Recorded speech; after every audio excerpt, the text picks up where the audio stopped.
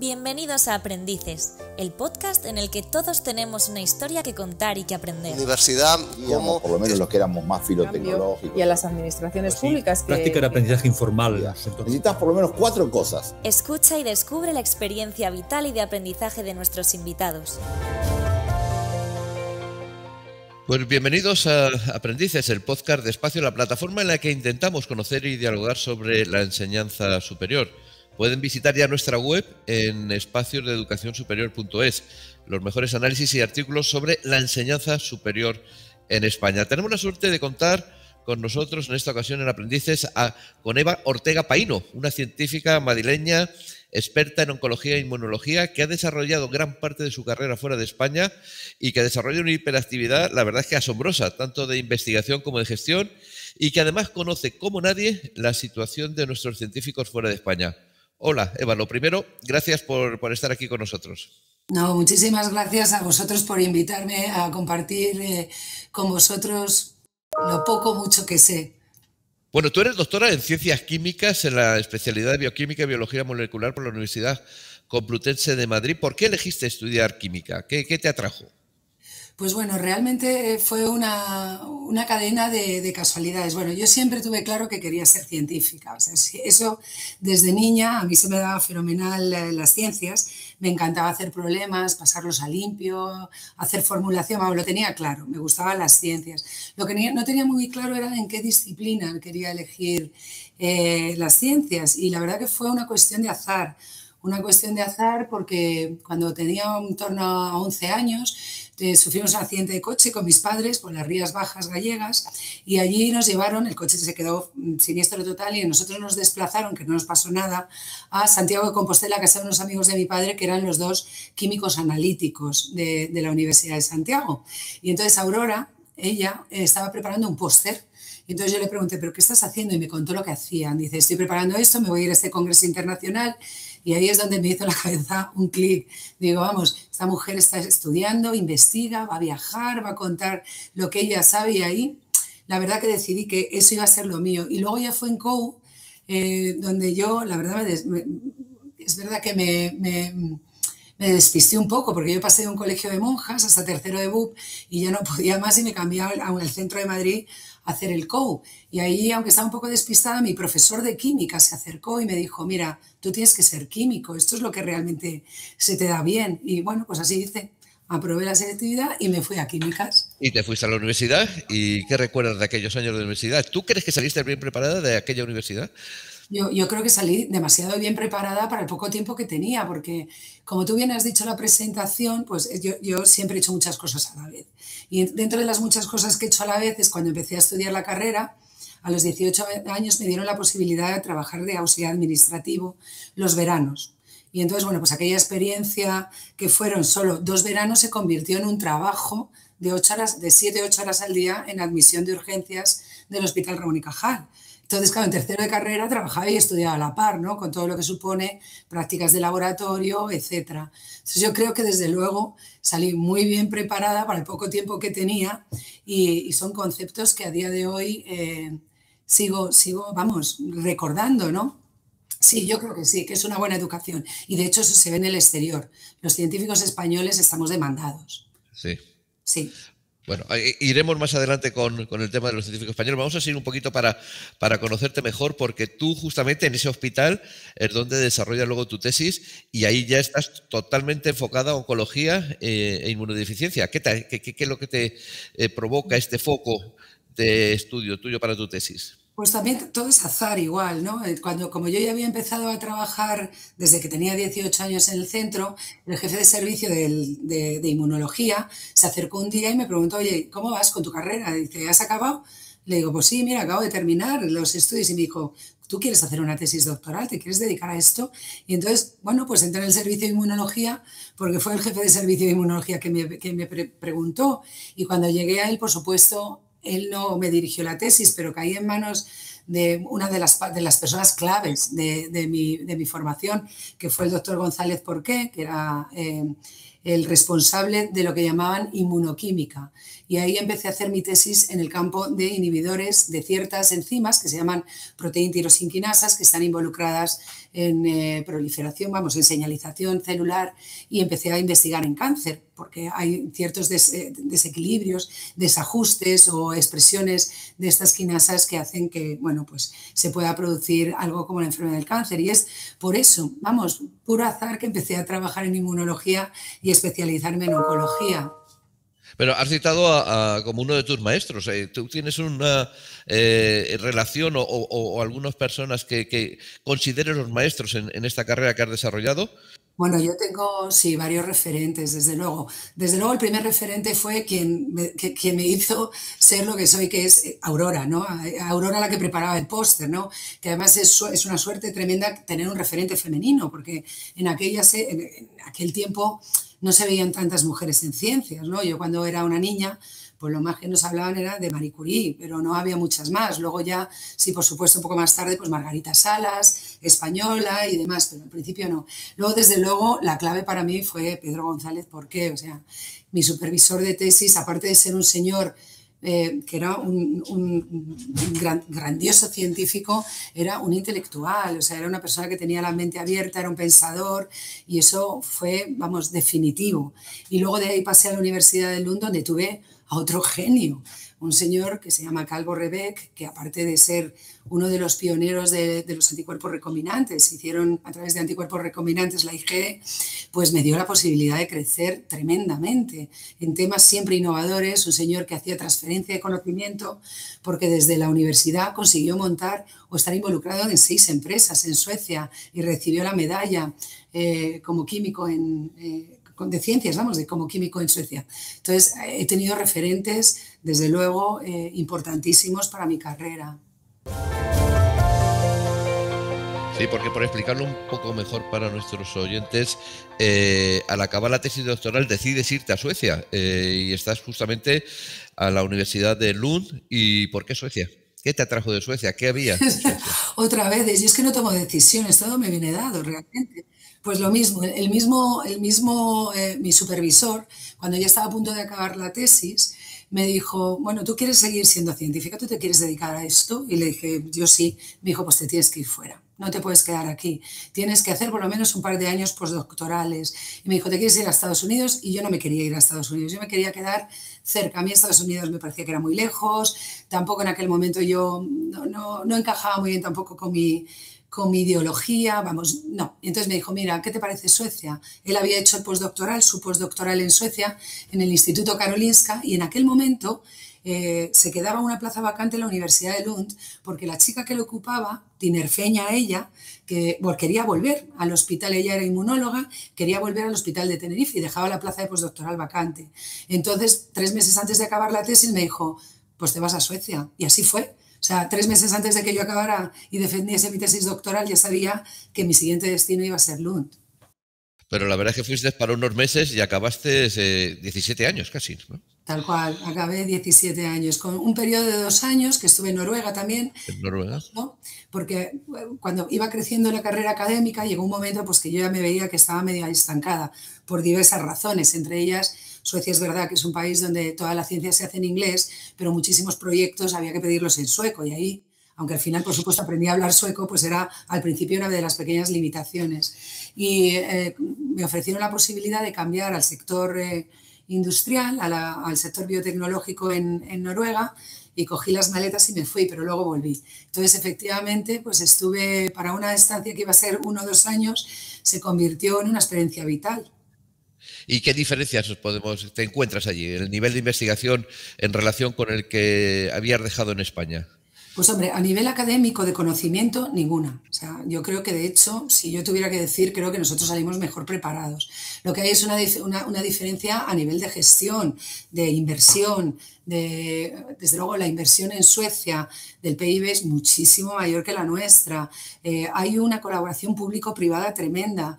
Muchos proyectos de innovación, por ejemplo, en Vinnova, que es la la administración que lleva los proyectos de innovación, para que te den una financiación tienes que tener a todos los actores conjuntos, es decir, al sector académico, al sector industrial, si es en ciencias de la vida, como yo me dedico, tienes que tener también a los hospitales, ¿no? al sector hospitalario e incluso asociaciones de pacientes. Entonces, es una forma de coordinar esta cuádruple hélice, por ejemplo, en ciencias de la vida, o la triple hélice en otras disciplinas, que es obligatoria porque lo que quieren fomentar es transferencia del conocimiento e innovación, porque al final la riqueza de un país se mide en el desarrollo científico y tecnológico. Entonces, en eso pues es una de las grandes diferencias. Otra pues es preparar a sus científicos que se vayan fuera, pero ya les pagan ellos la misma estancia fuera para luego que retornen. Aquí en España tenemos a día de hoy todavía una dificultad importante para retornar. De hecho,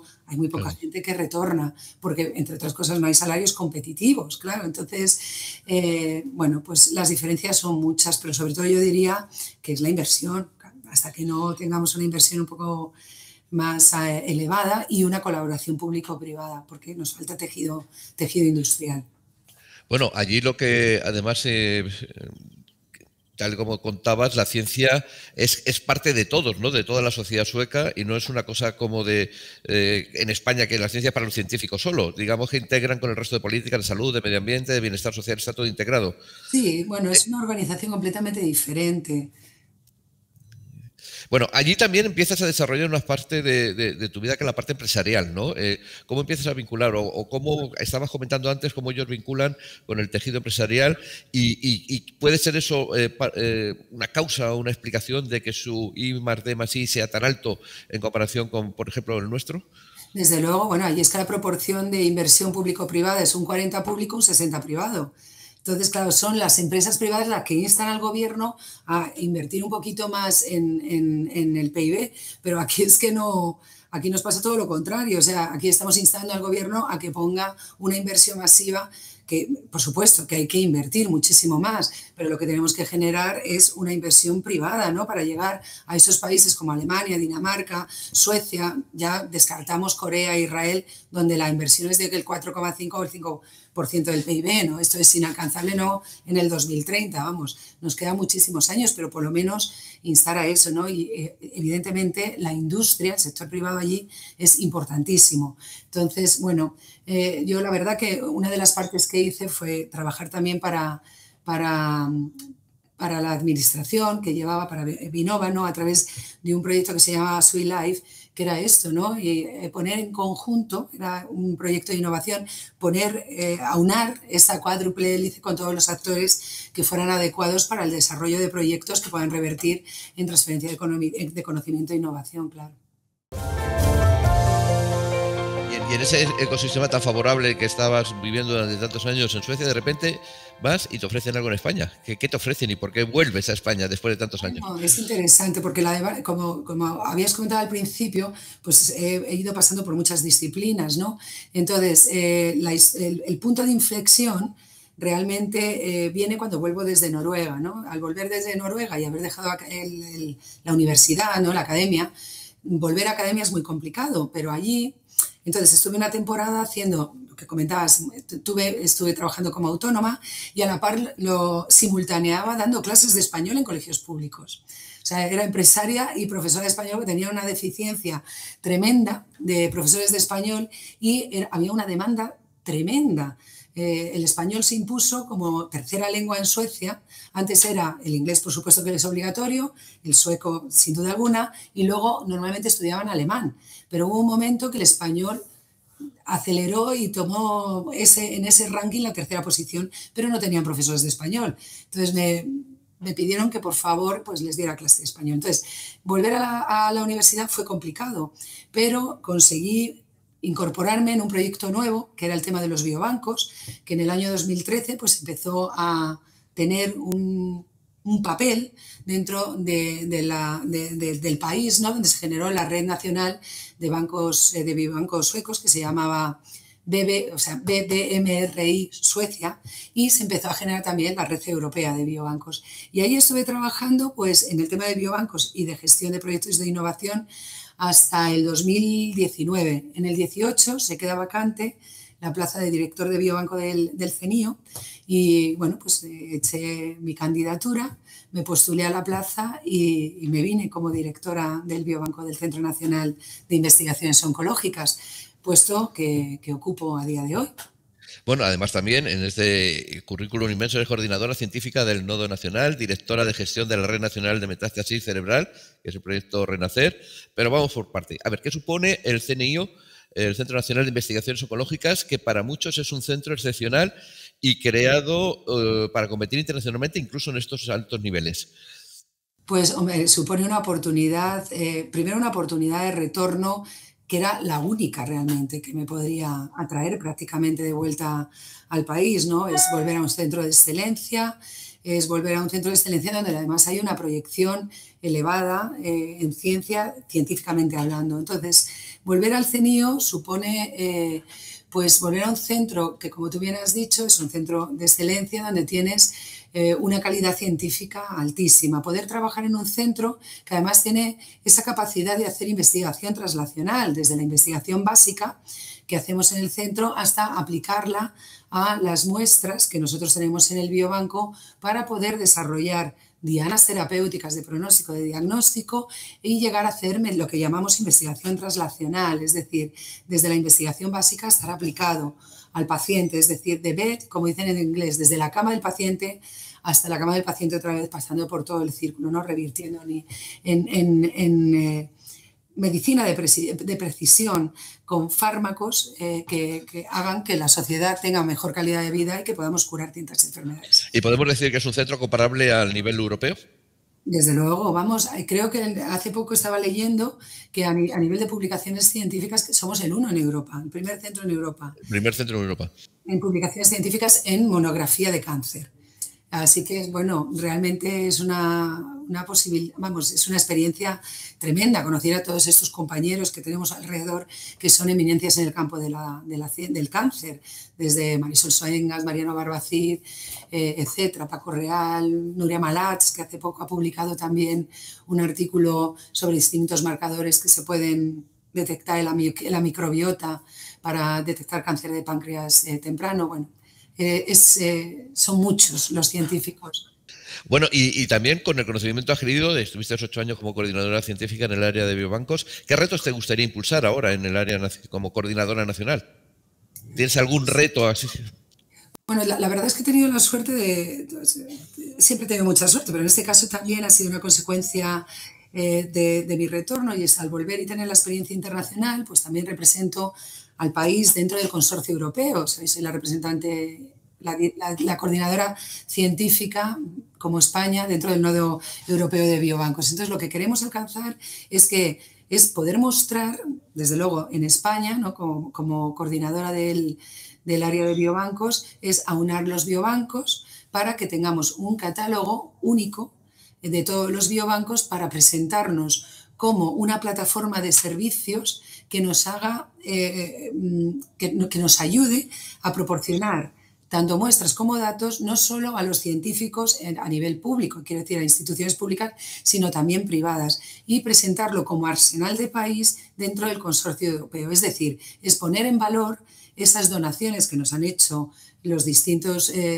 participantes. No tienen por qué ser solo pacientes, pueden ser también personas sanas, y esas muestras ponerlas en valor para que se haga investigación de calidad bajo unos estándares de calidad éticos y legales y, por supuesto, de calidad de muestra. Entonces, bueno, tenemos un reto que es presentar todo lo que tenemos como país a nivel europeo y aunar todo lo que tenemos como país a nivel nacional para dar servicios a todos esos investigadores que van a necesitar tanto las muestras como los datos asociados para hacer investigación de calidad que revierta a la sociedad.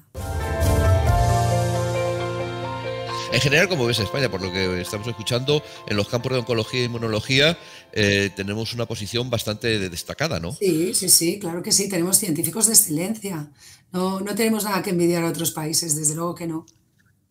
Luego, digamos que tú has sufrido directa y trágicamente el impacto que genera el cáncer, no solamente en el enfermo, sino en su familia. Y parece que ya solo la palabra cáncer muchas veces psicológicamente traspasa umbrales que a lo mejor otras enfermedades no lo hace. Más allá de tu experiencia personal, ¿qué has aprendido en el trato con estos enfermos, sobre todo en estos inmensos proyectos de investigación, cuando has estado en contacto con los enfermos? Pues hombre, efectivamente, como tú bien señalas, yo lo he vivido en primera persona porque mi marido sufrió un cáncer de de esófago, del cual falleció tras tener diversas metástasis, pues, en el cerebro, en la tráquea, los pulmones, en el hígado. Bueno, fueron 3 años de ver a una persona con un diagnóstico fatal, ¿no? Como hay muchos cánceres que tienen, no muchos, perdón, hay pocos cánceres con diagnóstico fatal, hay muchos que a día de hoy ya tienen tratamiento. Pero yo a los pacientes, desde luego, el cáncer es una palabra que, como bien has dicho, asusta, ¿no? En el momento que uno le dicen que tiene esta patología, lo primero que piensa es que tiene los días contados, pero eso no es así. A día de hoy el 50% de los cánceres son curables y sobre todo aquellos cánceres que tienen un diagnóstico temprano. O sea, hay muchísimas terapias que ya son funcionales, que funcionan muy bien. En el caso de, bueno, pues este cáncer en cuestión, el de esófago, la supervivencia es muy baja porque la detección es muy tardía, ¿no? Cuando empieza a dar la cara, lo más probable es que ya haya metastatizado. Cuando estás en proceso de investigación y con estos enfermos que digamos que están siempre psicológicamente en situación extrema, ¿qué aprender de ellos? Bueno, aprendes todo. Primero, por supuesto que está claro que todo el mundo lo que quiere es curarse. Segundo, es la generosidad del individuo, porque el individuo en esta situación es vulnerable y entonces tiene puesta una amenaza, ¿no? Siente la amenaza y desde luego lo que quiere es que haya investigación. Para nosotros como biobanco se ve toda la voluntad de donar, porque con la donación ellos entienden que va a haber una investigación que si no bien a ellos les va a curar a día de hoy, porque la ciencia tiene unos tiempos, por supuesto a generaciones venideras sí. Entonces, bueno, pues a mí me parece clave. Nosotros dentro, que a lo mejor lo trataremos después, de la red Renacer, de la Red Nacional de Metástasis Cerebral, en nuestro comité de dirección tenemos a la Asociación de Pacientes en Cáncer, a la GEPAC, porque es importantísimo incluir la voz de los pacientes en estos procesos, porque son ellos los que tienen la experiencia vital, pero además son ellos los que nos pueden ayudar a hacernos ver si, por ejemplo, el consentimiento informado, que es básico, es la herramienta básica para la donación, ellos entienden lo que nosotros queremos pedirles y, por supuesto, nos hacen altavoz de la importancia y del valor de la ciencia. Entonces, yo creo que la interacción con los pacientes, con los donantes, es no solo importante, sino necesaria y, además, no tenemos que olvidarnos que están en una situación importantísima de vulnerabilidad. ¿Qué puede aprender un científico de la ética y las humanidades cuando estamos en estos procesos de investigación? Bueno, desde luego para los biobancos es la clave, porque nosotros nos regulamos, los biobancos tienen 3 pilares importantísimos, que es la gestión de muestras, donde nosotros tenemos, bueno, pues que seguir unas ciertas normativas, como por ejemplo la Ley de Protección de Datos, etcétera, ¿no? Y tenemos que tener esa información perfectamente almacenada y protegida para que el paciente no sea vulnerable, no pueda entrar nadie, hackearla y llevarse toda la información genética de un paciente o todos los datos personales. Luego tenemos todos los temas éticos legales de sociedad y ahí es donde va tu pregunta, ¿no? Desde luego nosotros tenemos que seguir un contexto ético, o sea, tenemos que respetar en todo el proceso la integridad del paciente, no se puede vulnerar. El paciente, desde luego, tiene que primero consentir, y eso se hace a través de lo que se llama consentimiento informado, donde el paciente consiente a que su muestra sea utilizada tanto a nivel nacional como que se pueda acceder a otros proyectos internacionales. Lo mismo con sus datos, porque los biobancos no solo son establecimientos donde se almacenan muestras de alta calidad, es que también almacenamos datos y eso es lo que nosotros vamos a acceder a proyectos de investigación.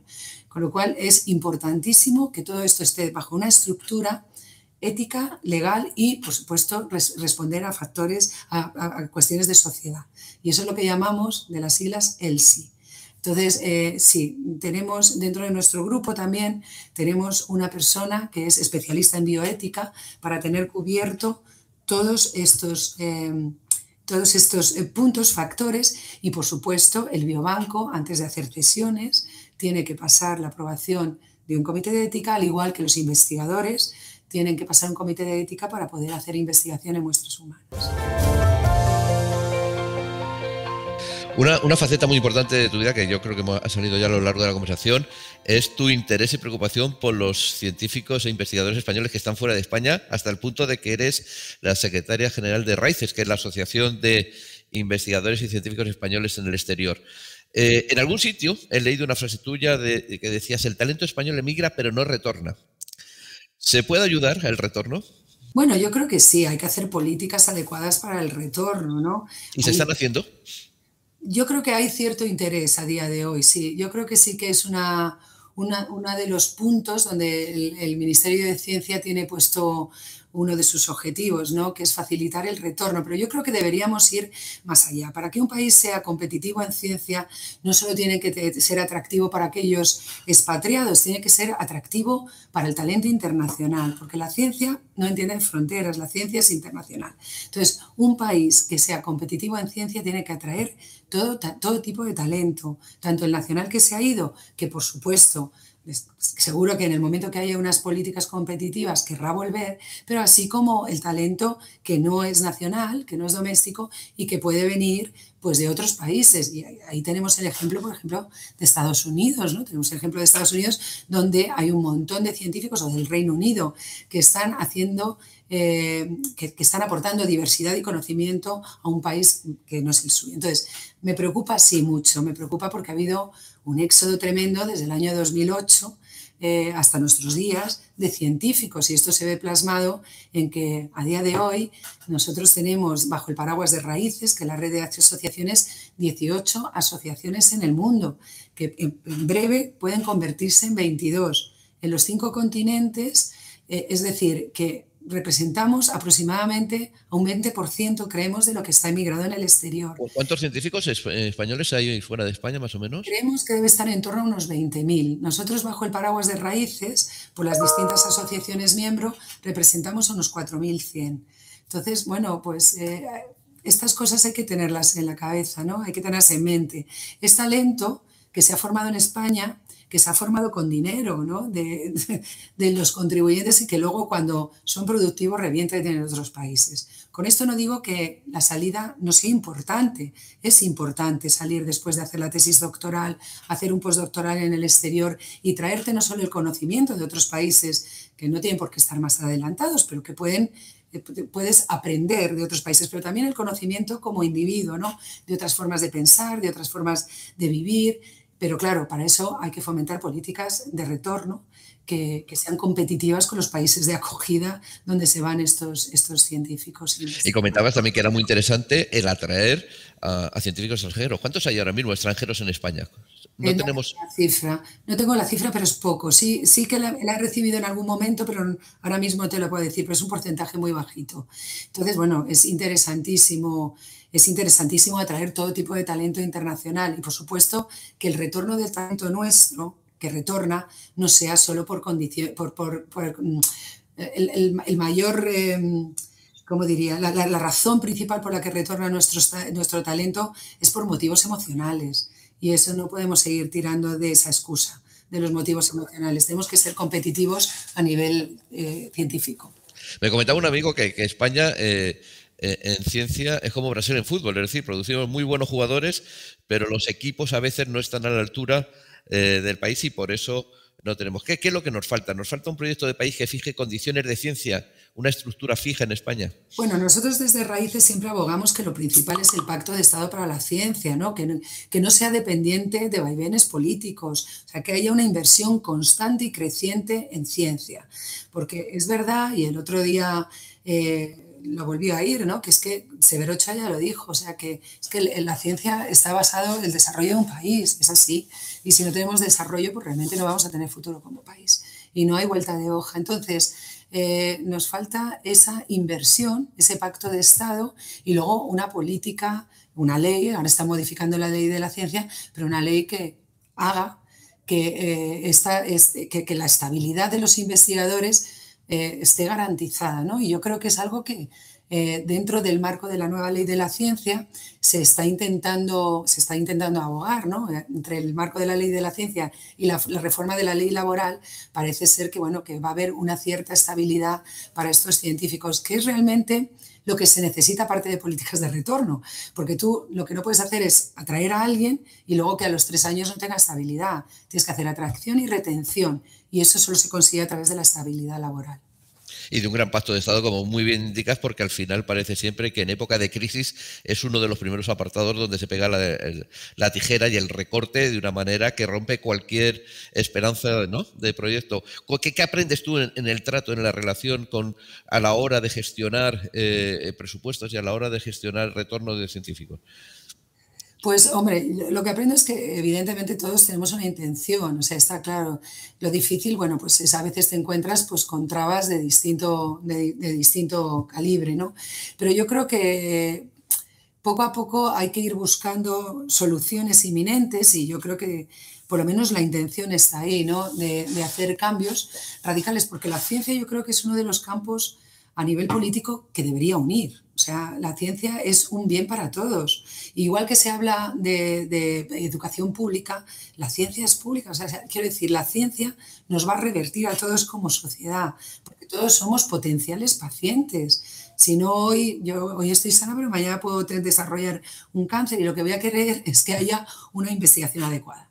Entonces, la gestión es muy complicada porque la gestión no tiene solo un ministerio, no es el de ciencia, a ese ministerio hay que añadirle otros muchos ministerios, gestión pública, hacienda. Entonces, todos esos tienen que estar coordinados, tiene que haber una política de Estado donde todo esto esté alineado para que luego se vea un resultado efectivo en ciencia, ¿no? ¿Qué le dirías tú a un joven que ha acabado la carrera y que tiene ganas de investigar y a lo mejor tiene miedo de emprender en una carrera científica?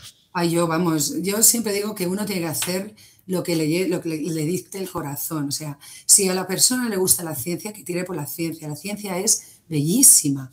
O sea, yo nunca imaginé, o sí me hacía una idea, pero cuando ya te estás metido, o sea, es ir adentrándote en lo más pequeño del organismo, ¿no? Hasta llegar en el caso de las ciencias de la vida, hasta llegar a moléculas y empezar a construir un puzzle hasta donde estamos, ¿no? Hasta la imagen holística.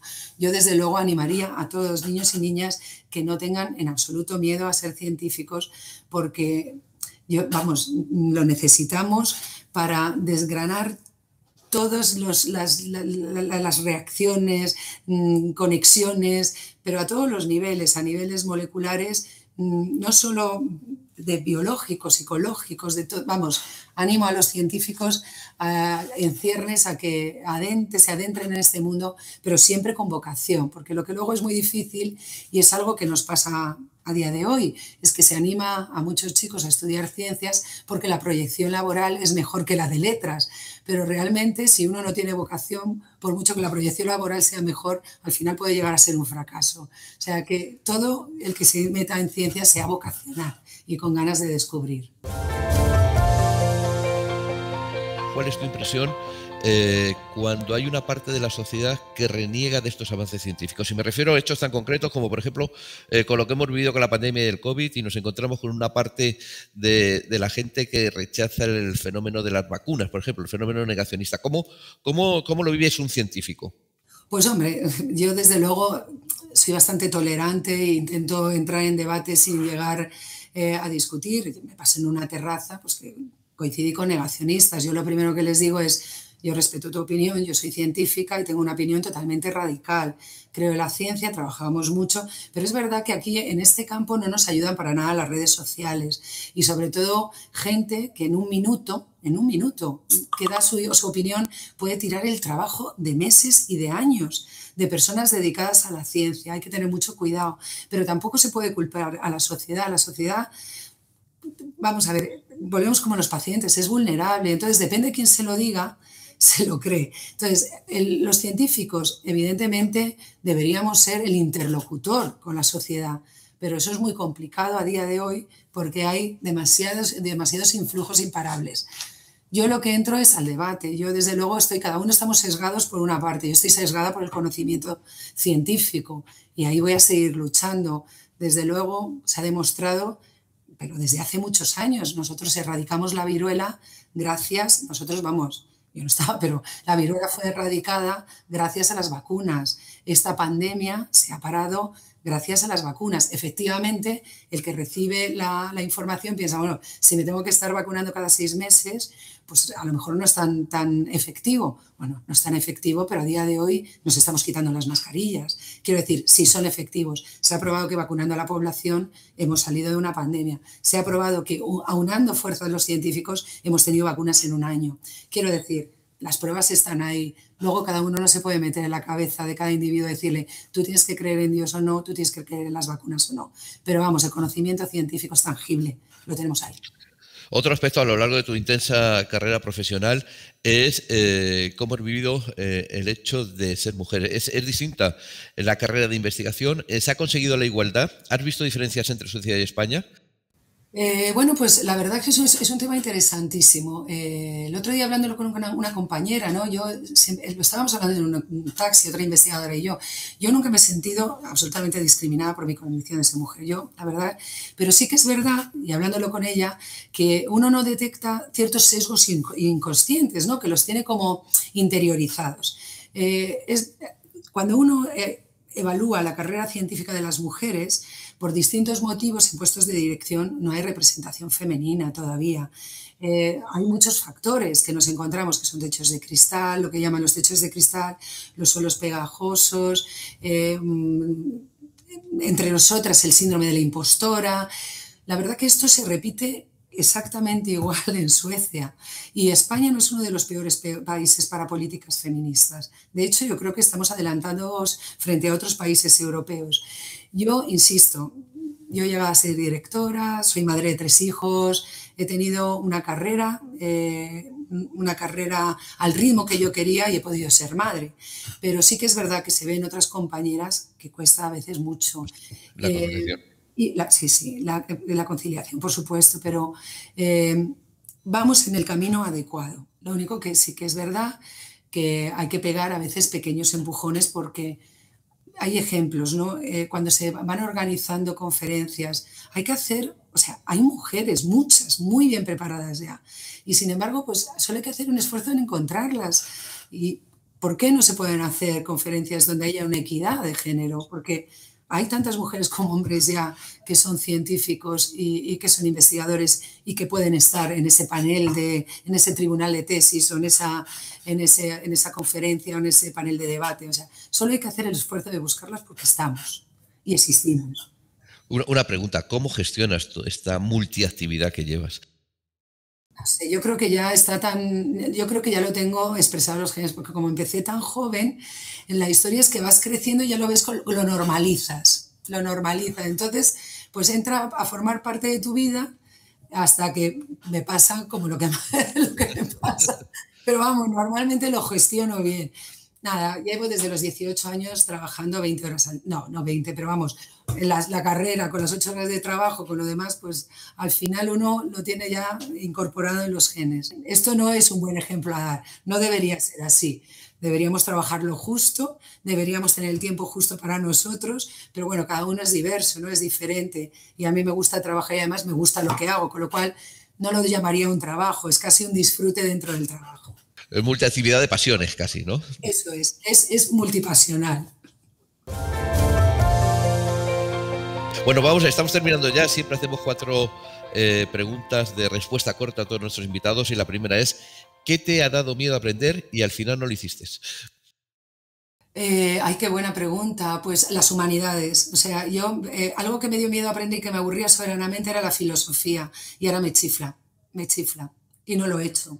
Lo haría ahora. ¿Cuándo se para de aprender? Nunca. Además, cuando te paras de aprender, el no tener curiosidad es el fin para un científico. Si paras de aprender, estás muerto. El cerebro está muerto. ¿Qué te gustaría no haber aprendido? Nada. Yo he aprendido de todo. Me encanta aprender hasta lo malo. ¿Y con quién has aprendido las cosas más importantes de tu vida? ¿Con quién he aprendido las cosas más importantes de mi vida? Primero conmigo misma, porque sin estar conmigo misma aprendiendo constantemente no puedo aprender con los demás. Pero yo creo que todas las personas que forman parte de mi vida son con las que quiero seguir aprendiendo. Todos tenemos algo que enseñar. todos. Pues muchísimas gracias, Eva, y la verdad es que tú has sido un placer porque nos has enseñado mucho y aprender de tus experiencias y de este conocimiento tan intenso, tanto de campos de oncología y inmunología como de esta experiencia de la investigación y científicos españoles fuera de España, pues la verdad es muy interesante. Ha sido una charla muy agradable. Muchísimas gracias. Muchísimas gracias a vosotros por la invitación, ha sido un placer.